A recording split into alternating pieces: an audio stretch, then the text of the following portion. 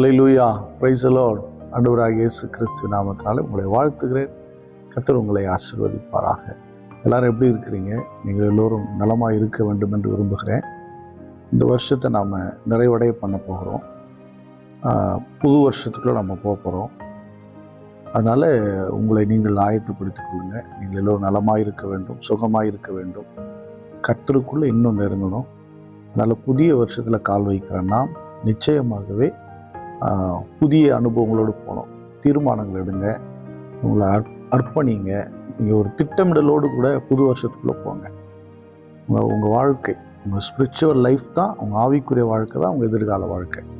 நீங்கள் இதை பிளான் பண்ணிங்க, உங்கள் எதிர்காலம் ஏற்கனவே தேவனால் திட்டமிடப்பட்டபடி அது நடக்கும். நீங்கள் தேவனோடு எப்படி இருக்கணுங்கிறத மட்டும் நீங்கள் பிளான் பண்ணுங்கள். மற்றதெல்லாம் அவர் உங்களுக்கு பிளான் பண்ணுவார். Price card. இன்றைய நாள் மெய்ப்பனின் சத்தம் சங்கீதத்தின் புஸ்தகம் 7ஆம் அதிகாரம் 8-9 வசனம் வாசிக்கிறேன். கர்த்தர் ஜனங்களுக்கு நியாயம் செய்வார். கர்த்தாவே, என் நீதியின்படி எனக்கு என்னில் உள்ள உண்மையின்படியும் எனக்கு நியாயம் செய்யும். துன்மார்க்கனுடைய பொல்லாங்கை ஒழிய பண்ணும். நீதிமானை ஸ்திரப்படுத்துவீராக. நீதி உள்ளவராய் இருக்கிற தேவரீர் இருதயங்களையும் உள்ளிந்திரியங்களையும் சோதித்தருகிறவர். ஹல்லேலூயா. இங்கே பார்த்தீங்கன்னா தாவீது ஜெபிக்கிற ஜெபத்தில் கர்த்தர் ஜனங்களுக்கு நியாயம் செய்வார். ஒரு அசைக்க முடியாத நம்பிக்கை. நான் ஆராதிக்கிறவர், நான் தொழுது கொள்ளுகிறவர், நிச்சயமாக ஜனங்களுக்கு நியாயம் செய்வார். சொல்லுவாங்க பாருங்க, இது எங்களுடைய குலதெய்வம், என் குடும்பத்து குலதெய்வம். இவர் எப்படி சொல்றாங்க? என் ஜனங்கள், என் ஜனங்களுக்கு அவர் தெய்வம். அவர் எனக்கு என்ன பண்ணுவார்னா நியாயம் செய்வார்.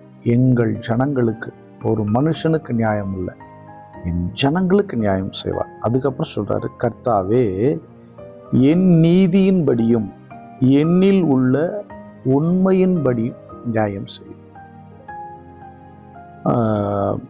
பொதுவாகவே ஒரு தீர்ப்பை எழுதுறாங்கன்னா சொல்றதை கேட்டு அப்படியே எழுத மாட்டாங்க. உடனே தீர்ப்பு கிடைக்காது. பார்த்தது, கேட்டது, அங்கே இருக்கிற அணுகுமுறை, சூழ்நிலை எல்லாம் பார்த்து தான் ஒரு தீர்ப்பு இருக்கும்.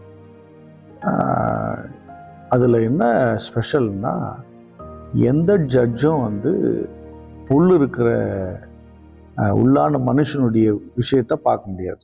ஆனால் ஆண்டவராகிய தேவன் மனிதனுடைய உள்ளிந்திரியத்தை அறிந்தவர்.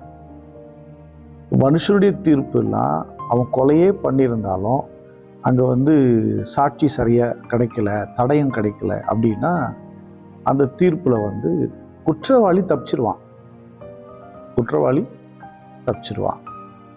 அப்போ ஒரு குற்றவாளி தப்பிக்கும் போது அவனுக்கு எந்த வித மனஸ்தாபமும் இருக்காது. அவனுக்கு தைரியம் இருக்கும். தடயம் இல்லாமல் எப்படி கொலை பண்ணலாம், தடயம் இல்லாமல் இந்த தவறை எப்படி செய்யலாம் அப்படின்னு நினைப்பான். ஆண்டவராகிய தேவன் தடயங்களை பார்த்து தீர்ப்பு செய்ய மாட்டார். தடயங்களை பார்த்து தீர்ப்பு செய்கிறவர் இல்லை. மனிதனுடைய உள்ளத்தை பார்த்து தீர்ப்பு செய்கிறவர். உள்ளிந்திரியங்கள் நினைவுகளுக்கு முன்பதாக அதையே பார்த்துட்டு அவர் தீர்ப்பு செய்கிற தேவன். எனக்கு அன்பானவர்களே, இந்த நாளில் நாம் நியாயத்தை கேட்குறோம். சில நேரங்கள் பார்த்தீங்கன்னா இவங்க தப்பு பண்ணியிருப்பாங்க, தேவனுடைய பிள்ளை தான் தப்பு பண்ணியிருப்பாங்க. ஆண்டவரே, நான் தப்பு பண்ணிட்டேன், எனக்கு சாதகமாக அப்படி செய்ய மாட்டார். நீங்களோ அவங்களோ நீதியின்படி தீர்ப்பு செய்கிறவர், நியாயத்தின்படி தீர்ப்பு செய்கிறவர். ஆனால் ஒன்று, அதாவது சொல்கிறார் பாருங்க, நீங்கள் தீர்க்க தரிசன புத்தகத்தில் போனால், நான் தண்டியாமல் விட மாட்டேன், ஆனால் மட்டாய் தண்டிப்பேன், ஒரு சின்ன தண்டனையாக கொடுப்பேன் அப்படிங்கிறார். ஏன்னா இப்படி சொல்கிறீங்களா பாஸ்டர்? மன்னிக்கிறதுக்கு தயப்படுத்துவர். நீங்கள் உண்மையிலேயே உங்கள் வாழ்க்கையில் தவறுகள் இருந்தால் கூட நீங்கள் ஆண்டவர் சமூகத்தில், நான் இது செஞ்சுட்டேன் ஆண்டவரே, என்னை மன்னிங்க அப்படின்னு உள்ளான மனுஷன்ல மனம் உங்கள் தவறுக்காய் நீங்கள் வருந்திருவீங்கன்னு வச்சுக்கோங்க. உங்கள் மேலே இருக்கிற அந்த தண்டனை நீக்கப்படும். ஏன்னா மனம் திரும்பிட்டீங்க. உங்கள் மனசு என்ன ஆயிடுச்சு? தேவனுக்கு பிரியமானதாய் மாறிடுச்சு. இதை தான் விரும்புகிறார். நமக்கு இதை தான் இங்கே தான் மிஸ் பண்ணுறோம். இதை தான் அவர் எதிர்பார்க்குறார். யாரையும் அப்படி என்ன சொல்கிறது, கடினமாக நடத்தணுன்ற விருப்பம் அவருக்கு இல்லை. யார் மேலேயும் தண்டனையை கொண்டு வந்து வச்சு பாடாப்படுத்தணும் இல்லை பனிஷ் பண்ணணுன்றது இல்லை. அவர் கிருபை உள்ள தேவன். ஆனால் அவர் மனஸ்தாபப்படணும்னு நினைக்கிறார், மனம் திரும்புன்னு நினைக்கிறார். சில பேருக்கு தன் தவறுகள் எல்லாம் உணர்த்தும் போது அவங்களுக்கு என்ன வரும்னா மனஸ்தாபம் வரும். நிறைய பேர் மனஸ்தாபம், இது பண்ணிட்டங்க, இது தப்பு தாங்க, இது குடிகாரனை பாருங்களேன், அவங்க கேட்டால் ரெகுலராக குடிக்கிறவங்க கேட்டால் தப்பு தாங்க, அது விட்டுருணுங்க, பெரிய தப்பு பண்ணிட்டாங்க, அழிச்சிட்டாங்க, இவ்வளோ பணம் அழிச்சிட்டாங்க, ஃப்ரெண்டுகளுக்கெல்லாம் கொடுத்து அழிச்சிட்டாங்க, இதெல்லாம் கரெக்டாக சொல்லுவாங்க.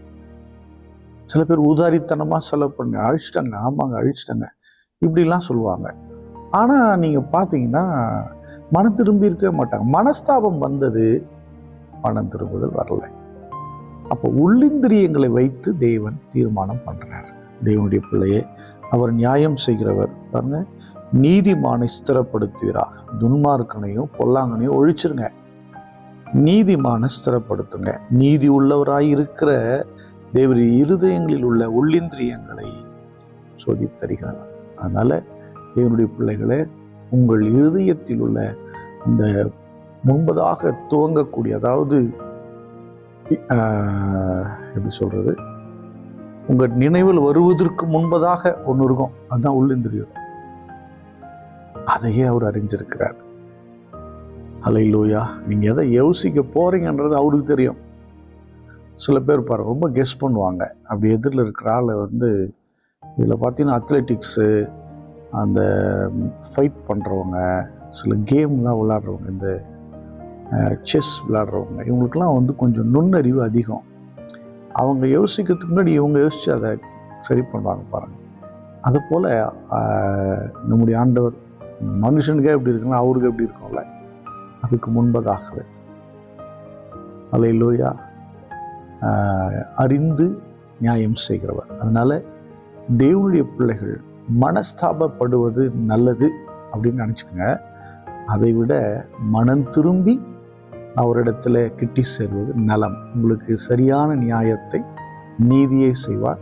கவலைப்படாதீங்க, கர்த்தர் உங்க கூட இருப்பார். ஸ்தோத்திரம் பண்ணுவோமா? ஸ்தோத்திர ஆண்டவரே, ஸ்தோத்திர ஆண்டவரே, எங்கள் உள்ளிந்திரியங்களை அறிந்தவரே, ஆண்டவரே ஸ்தோத்திரம், எங்களுக்கு நியாயத்தை கொடுக்கிறவரே, ஆண்டவரே ஸ்தோத்திரம், எங்களை சரியான நிதானம் உள்ள ஒரு வாழ்க்கையில கொண்டு வந்து எங்களுக்கு நியாயம் செய்கிறவரே, உமக்கு ஸ்தோத்திரம். பரிசுத்த பிதாவை உம்மை ஸ்தோத்திரிக்கிறோம். பார்க்கிற உங்களுடைய பிள்ளைகளுக்காக ஸ்தோத்திரம். நாவின் சொல் பிரவாதத்திற்கு முன்பதாகவே எங்களை கண்ட தேவன் அல்லவா, எங்களை முழுவதும் அறிந்த தேவன் அல்லவா, எங்கள் உள் மனதை அறிந்தவர் அல்லவா. ஸ்தோத்திரம் அப்பா. உங்களுடைய கரத்தில் அங்கே ஒப்பு கொடுக்கிறோம். உமக்கு உகந்தவர்களாய், உமக்கு பிரயோஜனமானவர்களாய், ஆண்டவரே ஸ்தோத்திர நாமத்திற்கு மகிமையானவர்களா வாழ, ஆண்டவரே ஸ்தோத்திரம், எங்களுக்குள்ள ஒரு நல்ல ஒரு மன மாற்றத்தை கற்றுக் கொடுங்க. இதோ நாங்கள் புதிய வருஷத்துக்குள்ள போறோம். கர்த்தருடைய கரம் எங்கள் மேல் இருப்பதாக, உம்முடைய தயவு எங்கள் மேல இருக்கட்டும். வருகிற 2025 ஆண்டவர் நாமத்திற்கு கீர்த்தியும் புகழ்ச்சியுமாய் நாங்கள் வாழ, மகிமையாய் வாழ எங்களுக்கு கிருபை. பார்க்கிற ஒவ்வொரு பிள்ளைகளையும் ஆசீர்வதிங்க. இயேசு கிறிஸ்துவின் நாமத்தினால் ஜெபிக்கிறேன், ஜீவனுள்ள நல்ல பிதாவே. ஆமென். God bless you. Bye bye.